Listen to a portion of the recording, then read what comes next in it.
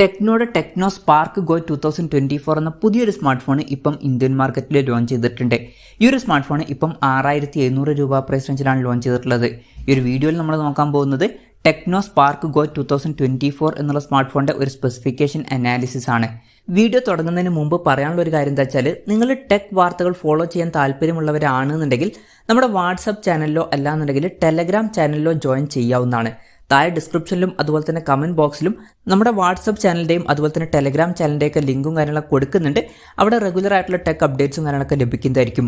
നമ്മൾ ആദ്യം എടുത്തു വരേണ്ട ഫീച്ചേഴ്സിനെ പറ്റി പറയുകയാണെന്നുണ്ടെങ്കിൽ, ഒന്നാമത്തെ ഒരു കാര്യം, ഇതിൽ സ്റ്റീരിയോ സ്പീക്കേഴ്സും കാര്യങ്ങളൊക്കെ വരുന്നുണ്ട്. സാധാരണ ഈ ഒരു പ്രൈസ് റേഞ്ചിൽ സ്റ്റീരിയോ സ്പീക്കേഴ്സ് വരാറില്ല, പക്ഷേ ഈ ഫോണിൽ വരുന്നുണ്ട്. അപ്പം അതെടുത്ത് പറയേണ്ട കാര്യമാണ്. DTS സൗണ്ടും ഇതിൽ സപ്പോർട്ട് ചെയ്യുന്നുണ്ട്. പിന്നെ എടുത്ത് പറയേണ്ട ഒരു കാര്യം, ഇതിൽ പഞ്ചോൾ ഡിസൈൻ കൊടുത്തിട്ടുണ്ട്. പഞ്ചോൾ വരുന്നത് ടോപ്പ് സെൻറ്റർ ഭാഗത്തായിട്ടാണ്.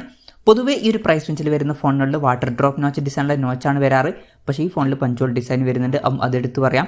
പിന്നെ 90 ഹെർട്സിൻ്റെ റിഫ്രഷ് റേറ്റ് സപ്പോർട്ട് ചെയ്യുന്നുണ്ട്. പൊതുവേ ഈ ഒരു പ്രൈസ് റേഞ്ചിൽ കൂടിയ റിഫ്രഷ് റേറ്റ് നമുക്ക് കിട്ടാറില്ല, പക്ഷേ ഈ ഫോണിൽ അത് വരുന്നുണ്ട്. അതും എടുത്തു പറയേണ്ട ഒരു കാര്യമാണ്. പിന്നെ ഈ ഫോണിൽ ഡൈനാമിക് പോർട്ട് എന്നുള്ള ഒരു ഫീച്ചർ കൊടുത്തിട്ടുണ്ട്. അതായത് iPhone 15 സീരീസിലേതുപോലെ ആയിരിക്കും നോട്ടിഫിക്കേഷനും കാര്യങ്ങളൊക്കെ വരിക. അതും ഇൻട്രസ്റ്റിംഗ് ആയിട്ടുള്ള ഒരു കാര്യമായിട്ട് പറയാവുന്നതാണ്. പിന്നെ ഈ ഒരു ഫോണിൽ ഈ ഒരു പ്രൈസ് റേഞ്ചിൽ തന്നെ 64 GB ഇന്റേണൽ കൊടുത്തിട്ടുണ്ട്. ഈ ഒരു പ്രൈസ് റേഞ്ചിൽ 64 GB ഇന്റേണൽ വരുന്നു എന്നുള്ളത് എടുത്തു പറയേണ്ട ഒരു കാര്യം തന്നെയാണ്. പിന്നെ side mounted finger print sensor വരുന്നുണ്ട്. അതും എടുത്തു പറയേണ്ട ലിസ്റ്റിൽ നമുക്ക് ഉൾപ്പെടുത്താവുന്നതാണ്. ഇതൊക്കെയാണ് എടുത്തു പറയേണ്ട ഫീച്ചേഴ്സിൽ പറയാനുള്ള കാര്യങ്ങൾ. ഇനി ഈ ഒരു പ്രൈസ് റേഞ്ചിൽ വലിയ തരക്കേടില്ല എന്ന് തോന്നിയിട്ടുള്ള ഫീച്ചേഴ്സിനെ പറ്റി പറയുകയാണെന്നുണ്ടെങ്കിൽ, ഡിസ്പ്ലേയുടെ കാര്യത്തിൽ 6.56 ഇഞ്ചിൻ്റെ HD+ ഡിസ്പ്ലേ ആണ് വരുന്നത്. HD റെസൊല്യൂഷൻ ഈ ഒരു പ്രൈസ് റേഞ്ചിൽ ഓക്കെയാണ്. LCD പാനലാണ് ഈ ഫോണിൽ ഉപയോഗിച്ചിരിക്കുന്നത്. പിന്നെ ഫോണിൻ്റെ ഫ്രണ്ടിൽ പാണ്ട ഗ്ലാസിൻ്റെ പ്രൊട്ടക്ഷനും കാര്യങ്ങളൊക്കെ വരുന്നുണ്ട്. അപ്പോൾ ഡിസ്പ്ലേ ഫീച്ചേഴ്സും മൊത്തത്തിൽ നോക്കുകയാണെന്നുണ്ടെങ്കിൽ അത്യാവശ്യം നല്ല ഡിസ്പ്ലേ ഫീച്ചേഴ്സും കാര്യങ്ങളൊക്കെ ഈ ഫോണിൽ വരുന്നുണ്ട് എന്ന് പറയാവുന്നതാണ്. ഡിസ്പ്ലേ ഫീച്ചേഴ്സ് മൊത്തത്തിൽ നമുക്ക് എടുത്തു പറയേണ്ട ഫീച്ചേഴ്സിൽ ഉൾപ്പെടുത്താവുന്നതാണ്. പിന്നെ ഫോണിൻ്റെ തിക്നെസ് വരുന്നത് 8.55 mm ആണ്. ഈ ഫോണിൻ്റെ ആൽപ്പൻ ഗ്ലോ ഗോൾഡ്, അതുപോലെ തന്നെ magic skin, gravity black, mystery white എന്നീ കളർ വേരിയൻസ് ആണ് ഇപ്പോൾ ലോഞ്ച് ചെയ്തിരിക്കുന്നത്.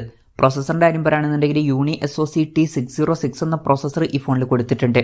ഈ ഒരു 6700 രൂപ പ്രൈസ് റേഞ്ചിൽ ഇത് അത്യാവശ്യം തരക്കേടില്ലാത്ത നല്ലൊരു പ്രോസസ്സറൊക്കെ തന്നെയാണ്. 5G സപ്പോർട്ടൊന്നുമില്ല, മാക്സിമം 4G സപ്പോർട്ടാണ് ഈ ഫോണിൽ വരുന്നത്. ഫോണിൻ്റെ ബേസ് വേരിയന്റിൽ 3 GB റാമും 64 GB ഇന്റേണലാണ് വരുന്നത്. പിന്നെ ഒരു 8 GB റാം 64 GB ഇന്റേണൽ വെർഷനും 8 GB റാം 128 GB ഇന്റേണൽ വെർഷനും ലോഞ്ച് ചെയ്യുമെന്ന് അവർ പറഞ്ഞിട്ടുണ്ട്, പക്ഷേ ഇപ്പം ലോഞ്ച് ചെയ്തിട്ടില്ല. പിന്നെ മെമ്മറി എക്സ്പാൻഡ് ചെയ്യണമെന്നുണ്ടെങ്കിൽ മെമ്മറി കാർഡ് സ്ലോട്ടും കാര്യങ്ങളൊക്കെ ഇതിൽ കൊടുത്തിട്ടുണ്ട്. മെമ്മറി ഫ്യൂഷൻ എന്നുള്ള ഫീച്ചർ വരുന്നുണ്ട്. അതായത് എക്സ്ട്രാ റാം വേണ്ട സമയത്ത് ഇന്റേണൽ മെമ്മറിയിൽ നിന്ന് കുറച്ച് മെമ്മറി എടുത്തിട്ട് അത് റാമായിട്ട് യൂസ് ചെയ്യും. അങ്ങനെ 3 GB റാം വരെ എക്സ്ട്രാ നമുക്ക് ലഭിക്കുന്നതായിരിക്കും.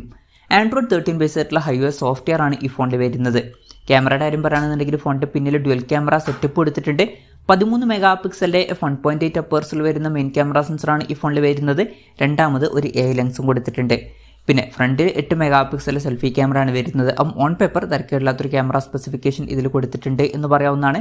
ബാറ്ററിയുടെ കാര്യത്തിൽ 5000 mAh ബാറ്ററിയാണ് വരുന്നത്. 10 വാട്ടിൻ്റെ ചാർജിങ് സ്പീഡാണ് ഇതിൽ കൊടുത്തിരിക്കുന്നത്. ഈ ഒരു പ്രൈസ് റേഞ്ചിൽ അത് ഓക്കെയാണ്. ഈ ഒരു പ്രൈസ് റേഞ്ചിൽ ഫാസ്റ്റ് ചാർജിങ് സപ്പോർട്ടൊന്നും നമുക്ക് അധികം എക്സ്പെക്ട് ചെയ്യാൻ പറ്റില്ല. പിന്നെ Type-C ചാർജിങ് പോർട്ടും ഇതിൽ കൊടുത്തിട്ടുണ്ട്. അപ്പോൾ തരക്കേടില്ലാത്തൊരു ബാറ്ററി സെറ്റപ്പും ഇതിൽ വരുന്നുണ്ട് എന്ന് പറയാവുന്നതാണ്. ഇതൊക്കെയാണ് തരക്കേടില്ലാത്ത ഫീച്ചേഴ്സ് എന്ന ലിസ്റ്റിൽ പറയാനുള്ള കാര്യങ്ങൾ. ഇനി ഈ ഒരു പ്രൈസ് റേഞ്ചിൽ നിരാശപ്പെടുത്തി എന്ന് തോന്നിയിട്ടുള്ള ഫീച്ചേഴ്സിനെ പറ്റി പറയുകയാണെന്നുണ്ടെങ്കിൽ, ഈ ഒരു ഫോണിൽ അങ്ങനെ നിരാശപ്പെടുത്തി എന്ന് തോന്നിയിട്ടുള്ള ഫീച്ചേഴ്സ് ഉള്ളതായിട്ട് എനിക്ക് തോന്നിയിട്ടില്ല. നിങ്ങൾക്ക് എന്തെങ്കിലും തോന്നിയിട്ടുണ്ടോ എന്നുള്ള കാര്യം ജസ്റ്റ് ഒന്ന് കമൻറ്റ് ചെയ്യുക. വിലയുടെ കാര്യം പറയുകയാണെന്നുണ്ടെങ്കിൽ ഈ ഫോണിൻ്റെ 3 GB റാം 64 GB ഇന്റേണൽ വെർഷൻ്റെ വില വരുന്നത് 6699 രൂപയാണ്. ഡിസംബർ 7 മുതലാണ് ഫോണിൻ്റെ സെയിലും കാര്യങ്ങളൊക്കെ സ്റ്റാർട്ട് ചെയ്യുന്നത്. ആമസോൺ വഴിയായിരിക്കും ഫോണിൻ്റെ സെയിലും കാര്യങ്ങളൊക്കെ നടക്കുക. എന്തായാലും ഓവറോൾ നോക്കുകയാണെന്നുണ്ടെങ്കിൽ 6700 രൂപ പ്രൈസ് വെച്ച് ഈ ഫോണിൽ എടുത്തു പറയേണ്ട ചില ഫീച്ചേഴ്സും കാര്യങ്ങളൊക്കെ വരുന്നുണ്ട്. പഞ്ചോൾ ഡിസൈനും 90 ഹെർട്സിൻ്റെ റിഫ്രഷ് റേറ്റും അതുപോലെ തന്നെ സ്റ്റീരിയോ സ്പീക്കേഴ്സും ഡൈനാമിക് പോർട്ട് എന്നുള്ള ഫീച്ചറും സൈഡ് മൗണ്ടഡ് ഫിംഗർ പ്രിന്റ് സെൻസറും ഒക്കെ ഇതിൽ വരുന്നുണ്ട്.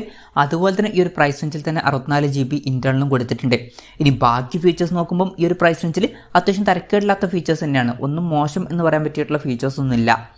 ഈ ഒരു പ്രൈസ് റേഞ്ചിൽ ഇത് കൺസിഡർ ചെയ്യാൻ പറ്റിയിട്ടുള്ള ഒരു ഫോണായിട്ടാണ് എനിക്ക് തോന്നിയിട്ടുള്ളത്. പ്രത്യേകിച്ച് നിങ്ങൾക്ക് സ്റ്റീരിയോ സ്പീക്കേഴ്സും പഞ്ചോൾ ഡിസൈനൊക്കെ വേണം എന്നുണ്ടെങ്കിൽ, അതുപോലെ തന്നെ കൂടിയ റിഫ്രഷ് റേറ്റും ഉണ്ട്. എന്തായാലും ഈ ഒരു പ്രൈസ് റേഞ്ചിൽ ഇത് അത്യാവശ്യം നല്ലൊരു ഫോണായിട്ട് എനിക്ക് തോന്നി. എന്തായാലും ഈ ഒരു ഫോണിനെ പറ്റിയിട്ടുള്ള നിങ്ങളുടെ അഭിപ്രായം ജസ്റ്റ് ഒന്ന് കമൻറ്റ് ചെയ്യുക.